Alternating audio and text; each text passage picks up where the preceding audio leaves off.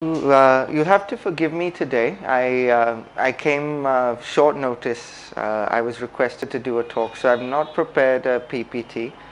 But I thought we would cover this topic.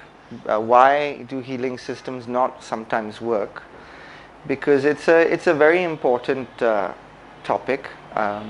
Some of you are very familiar with me. Some of you may have seen me for the first time.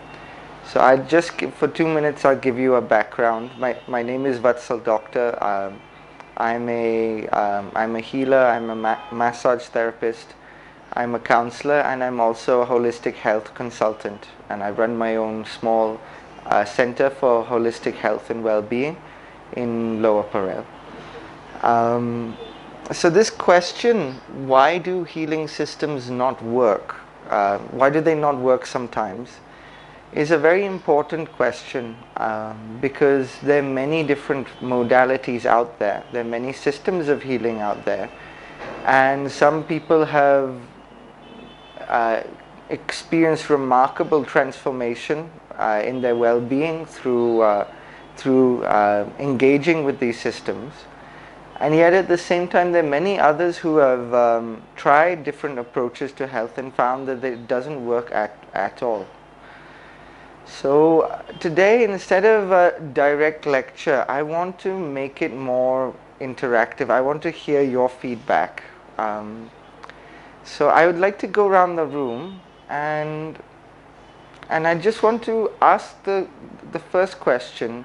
Why is it, do you think that these systems sometimes work for people and sometimes do not?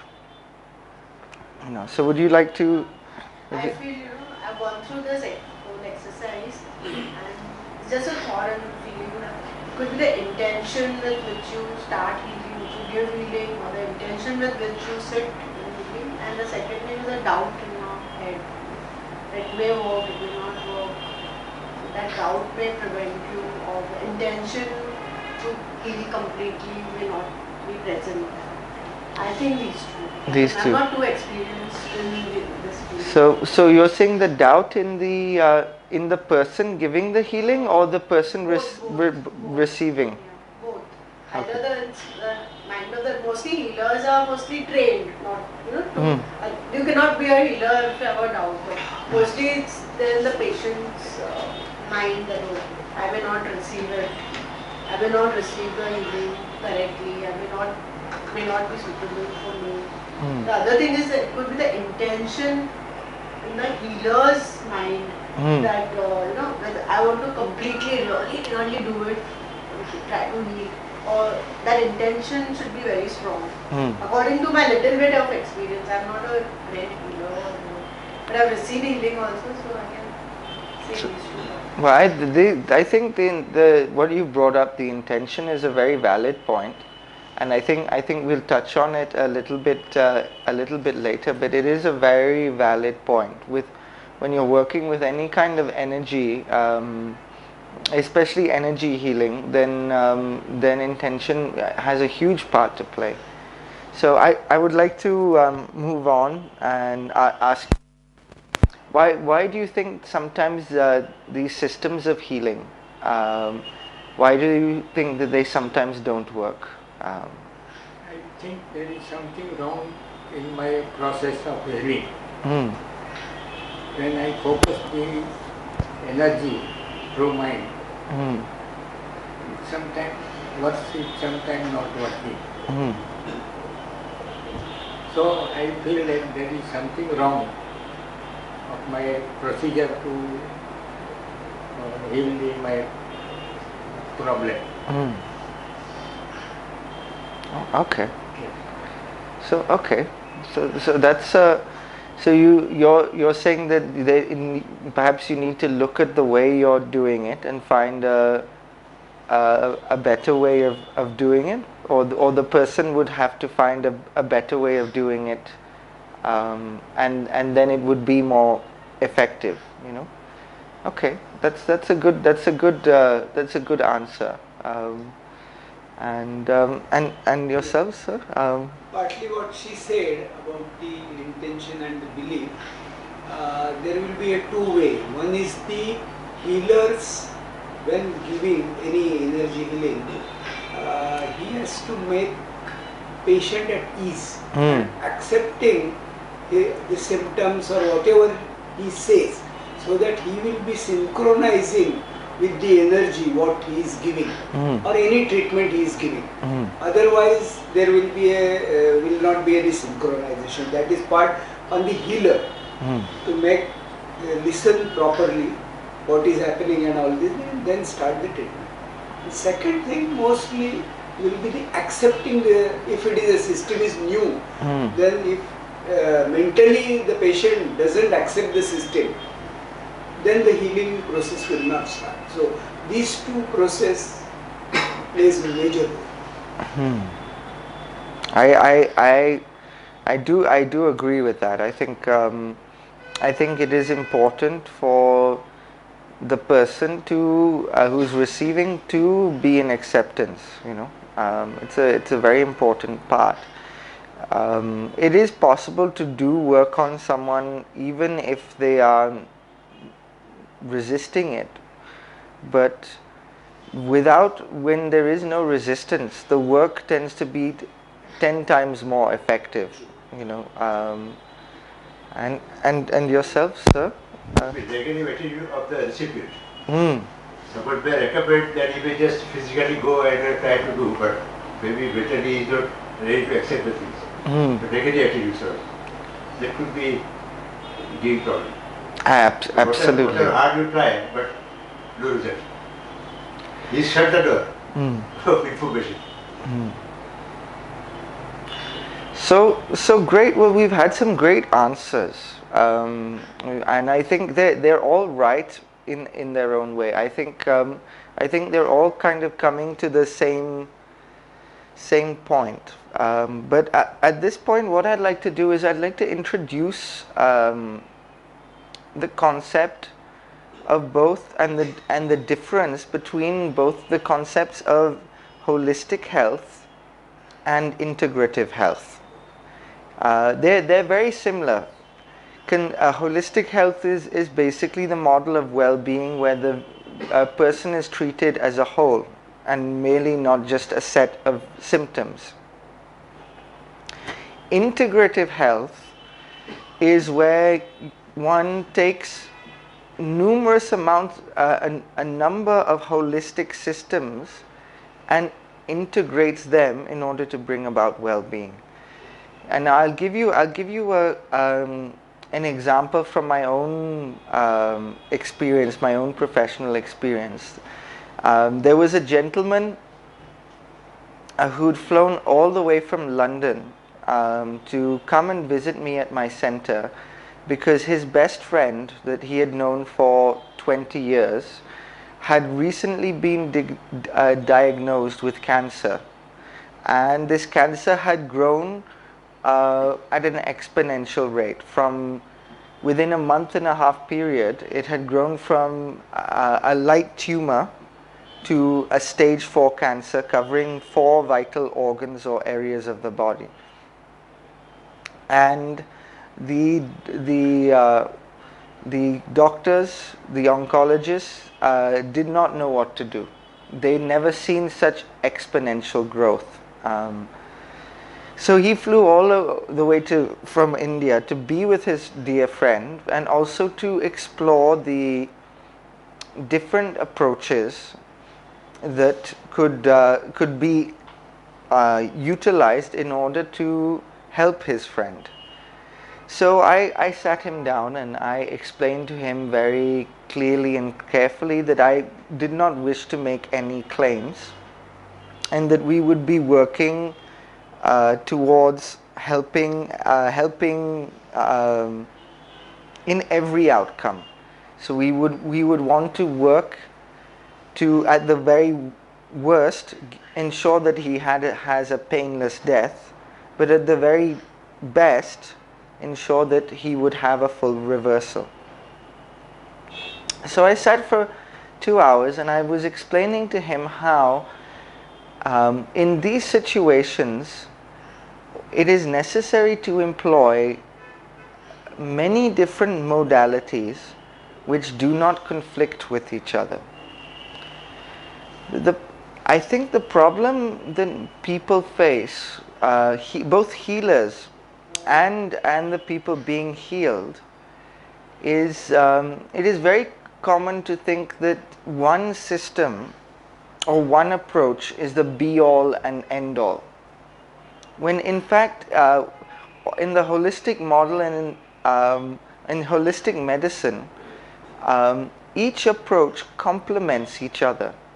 For example, one can have Chinese medicine and Ayurveda, acupuncture and Ayurveda, and they will not conflict with each other. Or you could have Reiki and homeopathy, and they would not conflict with each other. They would only enhance each other. When we rely on one system or one approach, whether it's an allopathic system or whether it's an holistic system, then we're limiting ourselves. So, for example, for this gentleman, there were many things that had to be done. I mean, the first thing that I was looking at was pain management. So for pain management, I suggested acupuncture because it is by the far the most efficient way of removing any form of acute or chronic pain. Then we needed to look at arresting the growth itself, the cancer growth itself. So for that, I suggested a form of treatment called PEMF therapy, which I talked in my last lecture, which works on a cellular level and helps to reverse the growth and the spread of the cancer cells. Then we need to also look at the fact that his internal organ functioning had been slowed down, So for that, I would recommended a combination of both Ayurvedic medicine and also Reiki healing on the affected areas. And then finally, we also had to work with his mood, his mental condition, which of course, seeing as he felt that he was going to die because of the speed at which the cancer had manifested itself, and for that I suggested Bach flower remedies, which specifically work on the mind and the temperament. So together with these 5 or 6 approaches, I came up with a customized package to help that person, and so that is really the best way to work, and that is what the integrative model is about. Holistic medicine is one stream. Holistic medicine is when you take one or a group of these different systems, but in order to make it truly effective, all of these systems have to be integrated together according to that person and tailored according to that person's individual needs. So coming back to this question, why do healing systems not work sometimes?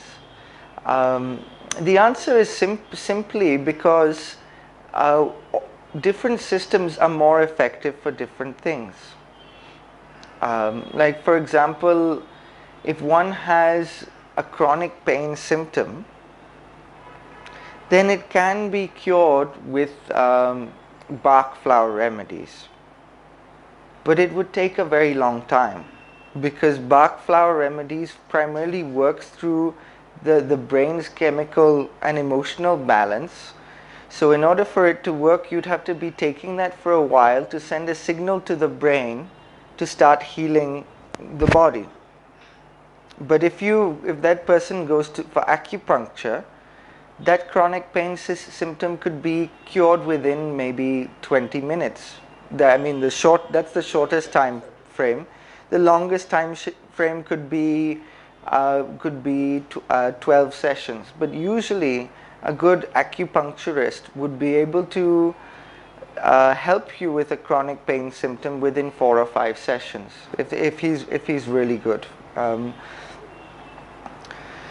So that is why it doesn't work primarily. Yes, belief is an important factor. Yes, also the client's receptivity is an important factor. But we have to now, I think, look at this as a combined effort. When my uncle had leukemia, he was getting in his years. He was in his 60s. His parents had passed away, and he was living all alone in Ahmedabad, diagnosed with leukemia, with no close family or friends to help him. So my mother and my grandmother, they went over there and they said, we can't let you live by yourself. You come to Bombay and we will take care of you. And so and then we took the time to come up with a complete tailor-made program for him, which once again included PEMF therapy, included Ayurveda, included Bach flowers, included Chinese medicine, included Reiki healing, and also included modifying the diet, which is something that a lot of people sometimes forget, and also included ensuring that he had enough exercise, that he was going for walks regularly. So when people go and try out one system, hoping that will be it, that will be the final key that will solve their problem, the scope becomes very limited. When one is dealing with bad symptoms, it is incredibly important to have a multi-pronged approach. This is provided they don't conflict, the treatments don't conflict. Luckily, most holistic systems are designed in such a way that they don't conflict with each other. It's actually only allopathy, with certain allopathic medication and say Ayurvedic medication or Chinese medication or homeopathic medication can conflict. But Ayurveda and homeopathy will not conflict. Neither will Ayurveda and Bach flower remedies or Chinese medicine for that matter, because most of the compounds are natural compounds. They've not been synthesized in a lab. They've been sourced from natural sources. They may have been processed or powdered, but they've not had any chemical adulteration. At least if you're buying good quality medicine from a reliable place, So that's a very important factor. Now this comes on to another thing which is very, very important, which is about taking personal responsibility for our own well-being. Now I think personally, at least in this city that I've seen, people are still learning how to get informed about the different approaches. I see a lot of people, including young people, and in fact mainly young people such as myself, so focused on the acquisition of money or the acquisition of wealth, and not taking care of their health, staying up late, partying, indulging in all sorts of things, and I think there's some kind of unconscious belief that if I just push myself like a dog and and work really hard, then even if I really get unwell, I'll have enough money to pay a doctor or pay a professional to take care of me. The sad thing about that is that health once lost is not like money, where if you lose some money, you can work and get some more, or you can go to the bank and get a loan. Health once lost is very difficult to regain. It's health is not a commodity that you can trade for other things. One should never feel, oh, I can trade my health or my peace of mind for money or for this or for that. But it's very often that you see that kind of mentality. You see people who are willing to let go of their well-being, or willing to hand over the responsibility of their well-being over onto someone else. So that's one of the first things that I always ask a client when they come into my office, when I sit and do a one-to-one health consultation. The first thing I ask them is, are you ready? Are you willing to take your well-being into your own hands? I said, I can help you. I say, I can help you. I can guide you. And I can give you the right kind of advice so that you will recover from this condition. But only if you are willing to take the full responsibility back into your hands. And I think for many people that is a big shock. They're used to walking into an office, laying down. Responsibility to cure. Yeah, exactly. Laying down some money and saying, okay, make me well. But that's not how it works. Just as it's not the school's responsibility to first educate the children, the first person the child learns from is the mother and the father. Even if the mother and the father are not teaching anything, but the child is observing their behavior, their habits, and the child is learning from the example that the parents have set. Same way, we have a responsibility to our own health. So that's the first thing I say. So the integrative model of well-being, which is where I get the name, the integral space, is where we look at well-being from a completely integrated setup, where we're looking not at the person's conditions or symptoms, but we also look at their sleeping patterns. We also look at their diet. We also look at their daily stressors, their interpersonal relationships at home, their interpersonal relationships at work. We also look at any alcohol consumption or any toxicity that might have been built up in the body. And then combined with that and the knowledge of the symptoms, then it is possible to come up with a plan which incorporates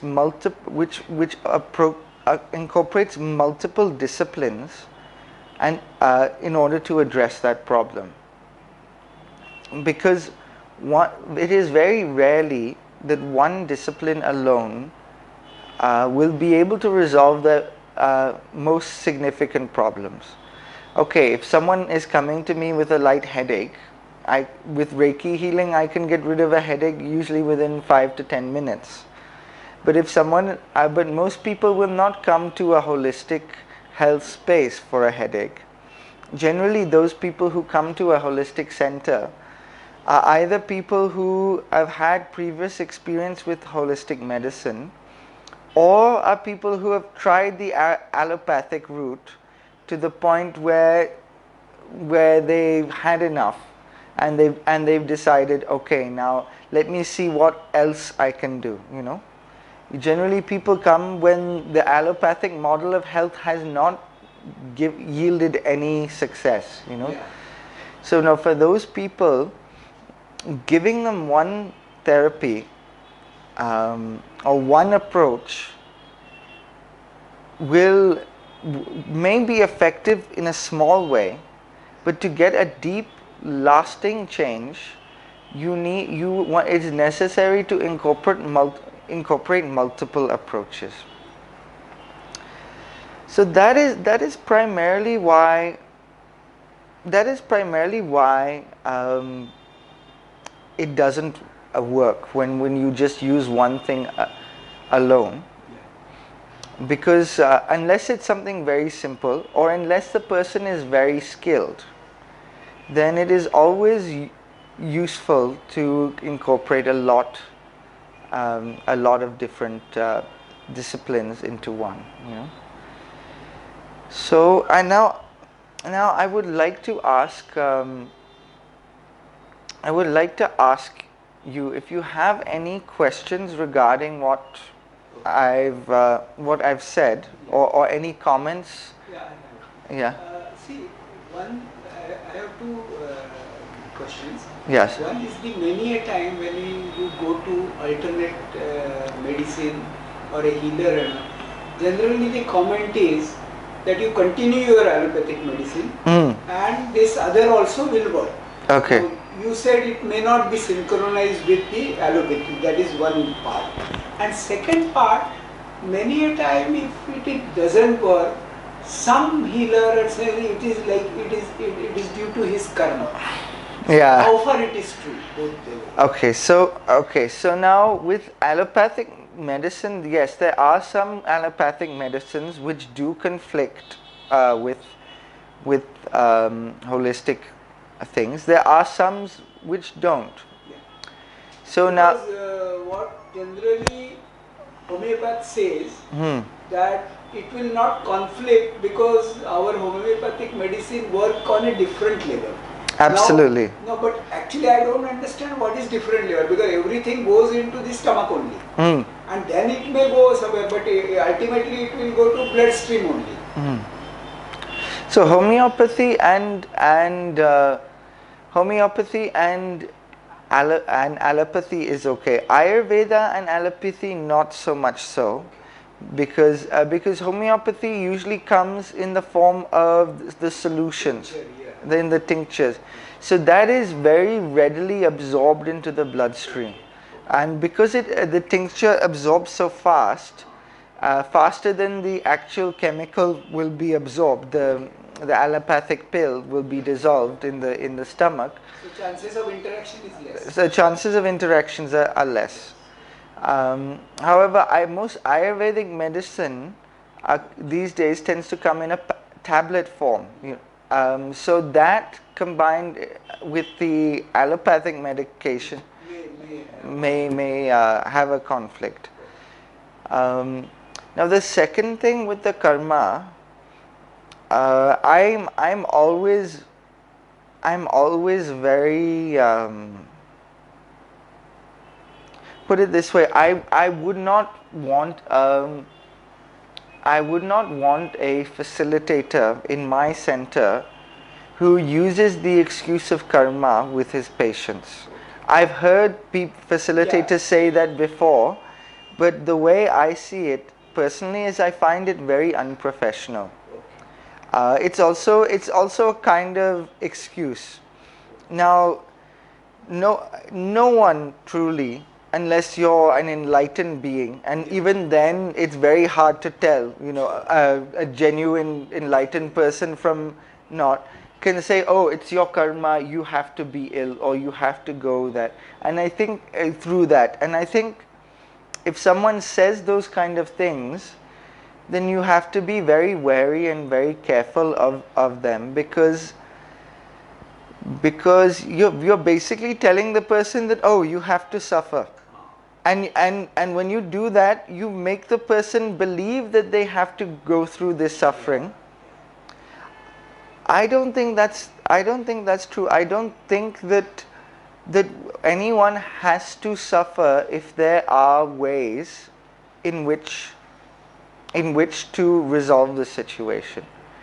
I think yes, suffering exists, and I think that that we can, and that sometimes before a person is able to find a solution. Maybe they have to go through that period of searching. But I don't think, oh, okay, you're ill because it's your karma. I mean, even if it's true, I'm saying even if that were true, because that will the belief and the patient's attitude will totally change. absolutely. He must have come with a positive attitude. Yeah. Suddenly he get that I will not be cured. Yeah, and it's also, okay, so what have I done in this life? What have I done in my past life? All of that comes up. That's the job of a health and wellness professional, is not to go on about their karma. That's not their job. Their job is to, when presented with a difficulty, do their best to resolve it, either by themselves or in collaboration with other professionals. So I'm very dismissive of those people. Personally, I'm very dismissive of those people who say, "Oh, it's your karma. You have to live with this." Of course, if there's some cases where maybe a person has been born blind, or they've been born with certain disabilities or things like that. But even then, one should not then just resign oneself to saying, "Oh, well, it's because of my past life, or because it's my because even then it makes you feel bad. It's like, oh, I'm suffering, or I have a disability because I did something in a past life." Instead, why not just make that person who's been born with that limitation? Why don't you just try and help that person as best as you can to live a more a comfortable life? Why do you need to bring up karma into the equation? It doesn't make sense. One more question. Absolutely. There is a lifestyle Yeah. of the people, Hmm. individual, whatever we say. Nowadays, no pure air is available, no pure food is available, everything is Even the water. one thing. And the exercise is also not, one should do exercise. So lifestyle is one of the reasons why even individual is okay, but he attracts the disease because of lifestyle, not environment, either from environment or from his own way of life. So that is one of the reasons that not coming to the karma. The general, all of us, not anyone's question, we attract some disease. And that finds, though individual is careful, but no proper food, no proper eat, no exercise, all these things attract the man. And he comes under a disease, one way or the other. Absolutely. These factors, especially in a city like Bombay, are huge. And also the water is a big factor. I recently did a test with the iodine solution. Where you test the acidity or the pH of your water, and I was shocked because first of all I took water that had directly come from my AquaGuard, my purification system. And it was bright orange, which means highly acidic. If it would have been red, it would have been highly, highly acidic. But it was bright orange. Green is the neutral color. That means it's pH neutral. That means it's good for the body to drink. And that was coming after my water had been filtered, Then what I did is I took an old bottle of water, a bottle which had been lying for 2-3 days, and I did the same pH test. And actually the water came out yellow, not orange, which is actually better than...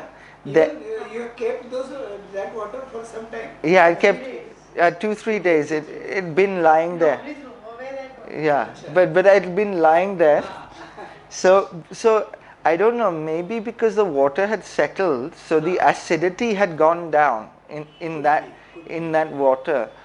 But I was amazed that even after filtration, after going through that infrared and that filter, still the water that we drink in the city is highly acidic. And now we, as you all know, that human beings are meant to be alkaline, which is why in an Ayurvedic practice they do is they first thing in the morning you clean your tongue, and then you squeeze the lemon, and you have a shot of lemon first thing in the morning, because that immediately alkalizes your system. So things like water, air,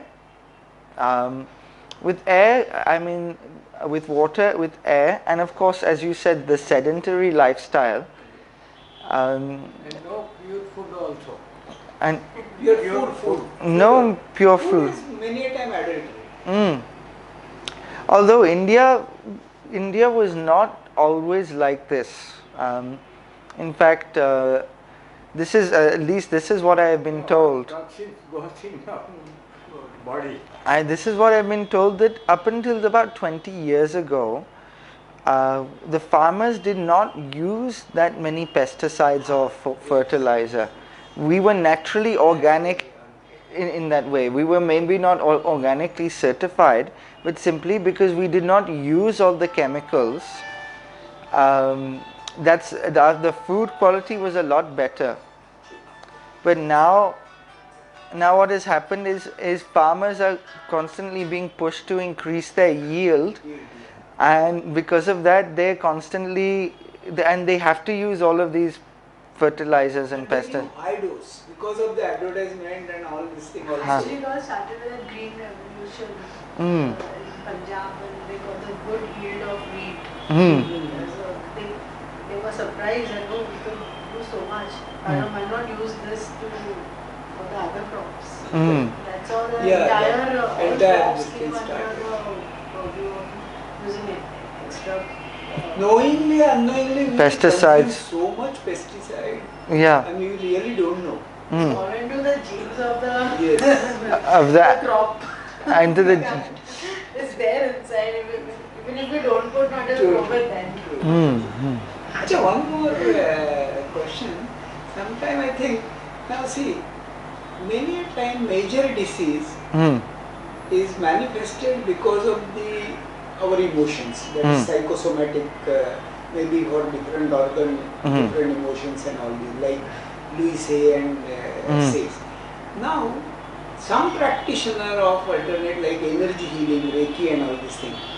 Now, they say because of when you give that energy healing, either pranic healing or Reiki, you automatically cure the disease and the emotion good. But what I think many a time, if you continue with the same emotion, so how you can be healed? I mean, because if your lifestyle, your attitude, your things remain same, you may get temporary relief for some time. But otherwise, because of the emotion, same disease or the same pattern will emerge. So is it really because of this energy healing, they affect emotion also? Because some practitioners claim that you have that aura and your layers, through energy, even emotion will change. It can. Is it really true? It can. Healing can be done for emotional pain and emotional trauma. In fact, my mother and I, we are both healers, we used to love helping people who were going through emotional trauma, because through healing with Reiki, we were able to resolve that pain and suffering without having to make that other person feel vulnerable by having them to go through that painful experience. So that's one aspect of it. The other aspect of it is that we now know that it's not just the brain that stores experiences, that it is also different organs in the body which also can store painful emotions, feelings, memories, and so they can be released with energy healing. But there's also another aspect as well, which is if there's something that the person is holding on to for whatever reason, and it is giving them some kind of satisfaction or some kind of validation. Very often there are many people who hold on to their grievance against another person or against life. They hold on to that because it gives them a sense of power or a sense of sort of a payback, a payoff. Yeah, or a sense of identity, like being against, I don't know, being against a particular religion or race or culture gives them a feeling of superiority. Look at them, I'm so much better. All of that. Now, if a person is consciously harboring that, and if that idea or that negativity has become so much part of that person's personality that they do not wish to let it go, then even with Reiki, it would be very challenging to release. That person would have to go through their own life experience, and maybe learn that actually no, it's not necessary for me to hold on to this pain. Let me release it, and then they can. Must realize that. They must realize that. But for people who are not, but for people who are not holding on to negative, but who maybe gone through some trauma, gone through some pain, had a shock, then Reiki can be great for calming down the mind, for calming down the emotions. Going back to the main topic, what we're finding as well is there are many systems which have been developed which are not complete systems in themselves. America is very great at taking the ancient systems of the East, taking maybe a part of it, repackaging it, and then reselling it as a system. Sometimes they will even turn that system into a multi-level marketing thing, I'll give you a classic example which is now very popular at the moment, and that is access bars. You must have heard. You must have heard of access bars. Access bar. That Yeah. 32 points. Well, actually, that access bars, all of those points, come from the Chinese meridian system and the Indian marma system. Indian marma, yes. Which actually from the Indian marma, which then evolved into the Chinese meridian system, which, as you know, is Indian marma, they say it's like a pressure point, they say, and the access bar, they say just touch it. But the points are the same. Okay, points are the same. The points are pretty much the same. But what they've done is they've taken and those ancient systems go back. Some people argue, some historians say 2,000 years old, some people say 5,000 years old. I don't know what the actual dating is, but they go, you could say at least 2,000 years old. These systems have been around. Now what they simply did in access bars is they took the points on the head and developed a system out of that, and then created it into a multi-level marketing system where you have to do three of the same. You have to pay thrice for the same workshop in order to move up to the next level. And every time you teach a workshop, you have to pay. You have to send money back to the US. So It's a very, it's a very clever way of making lots of money for the founders. Royalty all the time. Yeah, they're getting constant royalties. Um, but it's not a complete system. When we look at Ayurveda, that is a complete system. In itself. When you look at Chinese medicine, that is a complete system. Even when you look at Reiki or pranic healing, it is a complete system. If you look at Bach flower remedies, it's another complete system. Or if you look at homeopathy, it's another complete system. But now you have a lot of these incomplete systems where where, for example, like access bars, where they take one part of an ancient system, repackage it, and sell it off as something new. It's a bit like me going to the Bihar School of Yoga, learning like 4 asanas, coming up with the name Vatsal Super Transformative Power Yoga. Yeah, and then packaging it really nice, wearing a nice leotard or something, and having a photo with 2 pretty girls next to me, with a nice logo and branding, buying some TVCs or thing, and trying to sell that to the masses.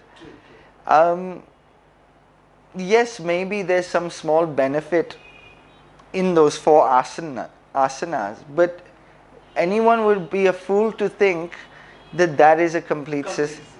Very true. And you can only get full benefit from any one system or any one approach when it is complete. And you can only get maximum benefit and maximum potential for full recovery when you combine more than one system. Because while there may be many complete systems, not every system is fully effective for every condition.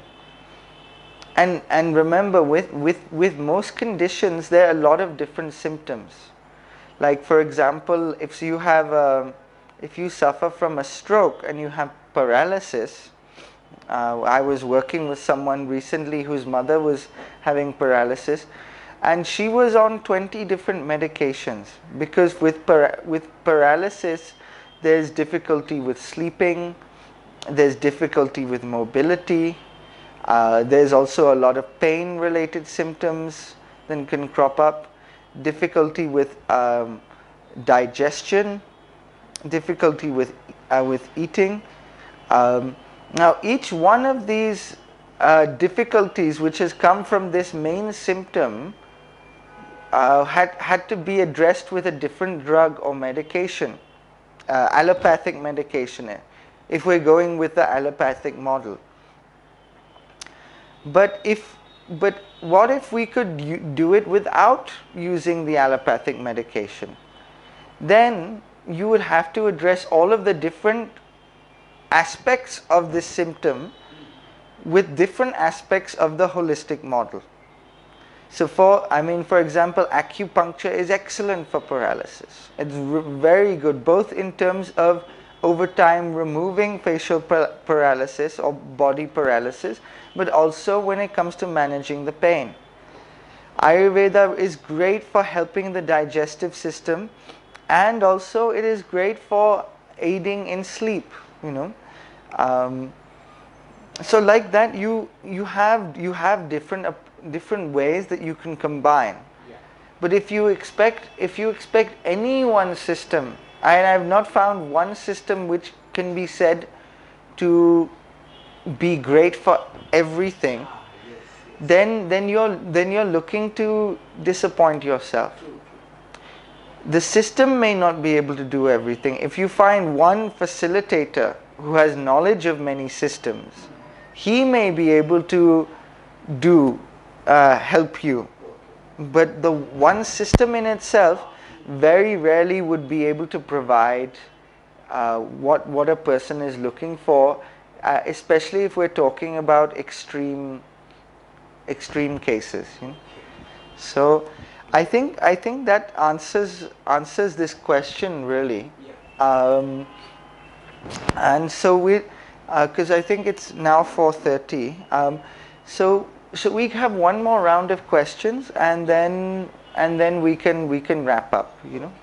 So was anyone like a? When a heart trouble comes and stroke comes, Huh. how that patient is saved, because the stroke doctor will not be available. Hmm. And anyone system is there to save him. Emergency system. Emergency system. Emergency, many allopathy you have to do. Emergency, and many times allopathy have to do. Sometimes they do emergency CPR or something like that. If it's the first aid, if it's the, so the CPR, just to get the heart pumping, just to get the lungs activated. But that man should have professional knowledge to know in the family. Yeah, now they are trained. Many people they are trained about immediate revival. Immediate revival. You have to see. Yeah, you get trained in first aid. For example, I'm a first aider. I know how to do emergency CPR if anyone would collapsed or stopped breathing. It's an important skill, but generally, what would happen if someone had a stroke or a heart attack? Is the first thing that they would do would obviously you would call the ambulance. You would go to ER, Then post that, when that person is stable, when they've regained consciousness, that's when the holistic model really comes in. I'm not against allopathy. I have a huge respect for allopathy and allopathic doctors. I've always said that it's not either or. Some people have this very silly notion that either you like or you're into allopathy or you're into alternative.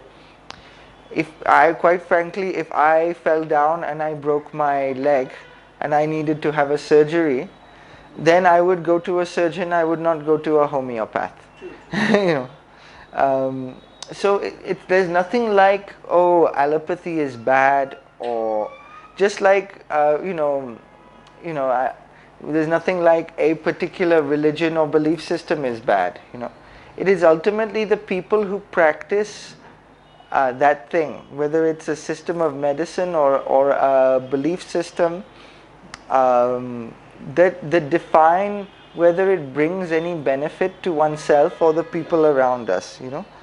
I think the reason why there's a lot of people who are slowly moving away from the allopathic model is because of this relationship between the pharma companies and the doctors.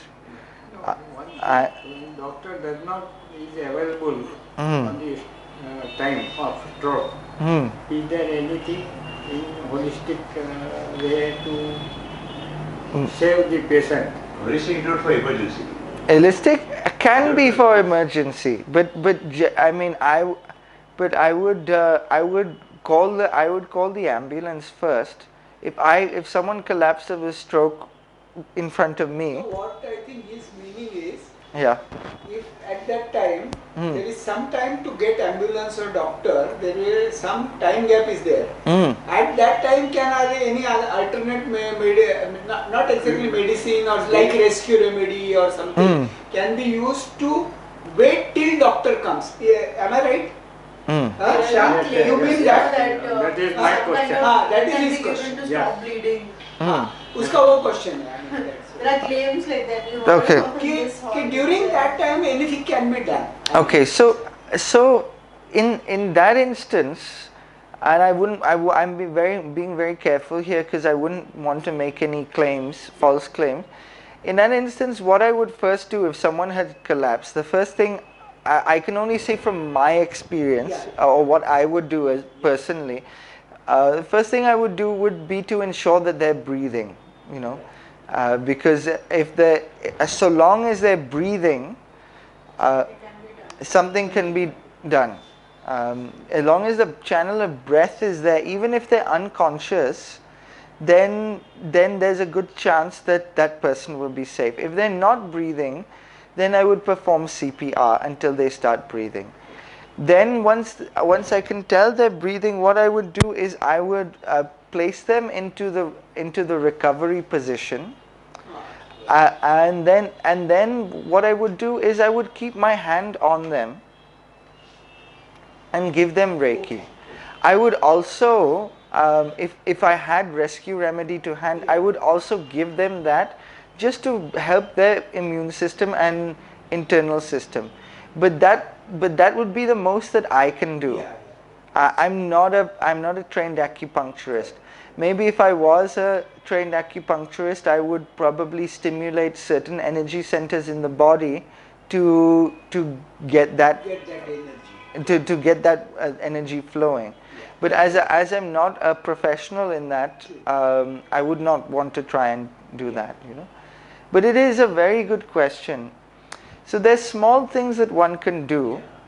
They're very small, but they would make a difference. You know, they can make a difference. So any question you might have, or I have other, but not directly related to this. See, in Reiki, yes, level 2, level 3, and even in Karuna Reiki and all this thing, for attunement, yeah, they do certain symbols. yes, Now, sometimes what I feel, the symbols are weird. I mean, round and like and all this thing. Now I can understand giving energy from higher, like master. That really I can't understand. I mean, is it because of the just energy transfer from a master to a learner, or both with symbol something coming, or I mean that is okay. So I just explain to you the function of the symbol, and then maybe if if there's anything else that you're not sure about, you can ask me. But I think hopefully if I explain to you the function of the symbol, then maybe that might answer your question. So so the symbols are like what they call sigils or signs. They're essentially activation keys. Now the reason why they look in funny shape is because the shape kind of symbolizes the flow of energy into the other person. For example, if I draw a chaku ray, which kind of goes down across, round, round, round. Now that symbol is a symbol for physical healing and restoration. So why is the energy coming down and in an inward spiral? Because the idea is the energy is flowing and spiraling inward into the physical body. So like that, the other symbols are all sigils, not just to activate the energy, but also to kind of give an indication of the movement of the energy, how it moves.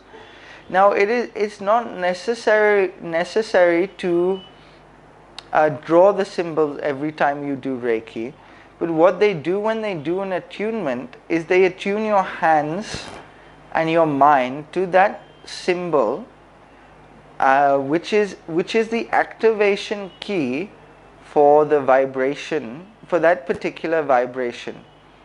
Now in traditional Reiki, there are 4 main vibrations. There's the master vibration, which can master healing vibration, which encompasses all the other vibrations. There's the mental spiritual healing, there's the physical healing, and then there's the distance healing. Now the idea behind this, and this is where coming back to the intention, is that each of these healing frequencies gives off energy at a certain bandwidth. which is perfect for that particular condition. Then you can further modify the bandwidth through your own intention and visualization. And that's where you can literally put energy or consciousness into another human being.